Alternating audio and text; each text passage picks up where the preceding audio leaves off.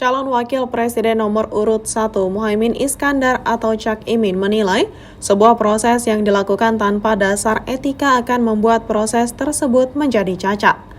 Hal ini disampaikan Cak Imin menanggapi putusan Dewan Kehormatan Penyelenggara Pemilu atau DKPP yang memvonis Ketua Komisi Pemilihan Umum atau KPU Hasyim Asyari melanggar etik karena menerima pencalonan Gibran Rakabuming Raka sebagai cawapres.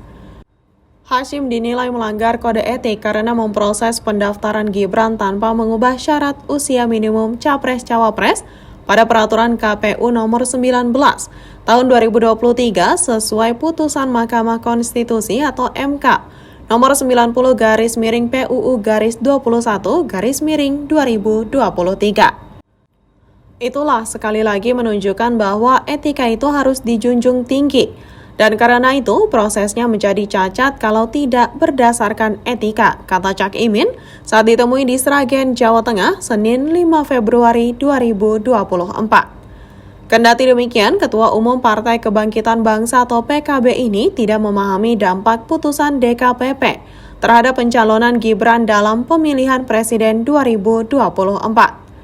Di sisi lain, Cak Imin berpandangan putusan DKPP ini sangat mengkhawatirkan bagi proses Pilpres yang tengah berjalan. Putusan DKPP ini harus ditindaklanjuti, apakah kemudian pemilu ini bisa diteruskan atau tidak, kata Cak Imin. Ya tentu ini mengkhawatirkan karena terbuktikan saya nunggu saja, imbuhnya. Diberitakan DKPP menjatuhkan sanksi peringatan keras terakhir kepada Hasyim Asyari karena melanggar kode etik terkait proses pendaftaran Capres-Cawapres setelah MK memutuskan perubahan syarat batas usia peserta Pilpres. Hasyim Asyari sebagai teradu 1 terbukti melakukan pelanggaran kode etik dan pedoman perilaku penyelenggara pemilu, kata Ketua DKPP Hedi Lugito saat membacakan putusan sidang di Jakarta Senin pagi.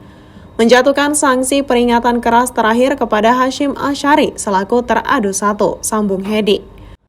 Hedi menyatakan Hasyim terbukti melanggar kode etik dan pedoman perilaku dalam 4 perkara, masing-masing dengan nomor 135-PKE-DKPP-12-2023, 136-PKE-DKPP-12-2023, 137-PKE-DKPP-12-2023 dan 141-PKE-DKPP-12-2023. Selain itu, DKPP juga menjatuhkan sanksi peringatan keras kepada 6 komisioner KPU, yakni Agus Melas, Betty Epsilo Idros, Muhammad Afifuddin, Yulianto Sudrajat, Parsadan Harahap, dan Idham Holid. Mereka dinyatakan melanggar kode etik dan perilaku dalam perkara nomor 135-PKE-DKPP-12-2023, 137-PKE-DKPP-12-2023, dan 141-PKE-DKPP-12-2023. Dalam pertimbangan putusan yang dibacakan oleh anggota DKPP Idewa Kadewiyarsa Rakasandi, KPU seharusnya segera melakukan konsultasi dengan Dewan Perwakilan Rakyat atau DPR dan pemerintah setelah putusan MK nomor 90/PUU-21/2023 yang mengubah syarat batas usia Capres-Cawapres pada 16 Oktober 2023. Download Tribun X sekarang, menghadirkan lokal menjadi Indonesia.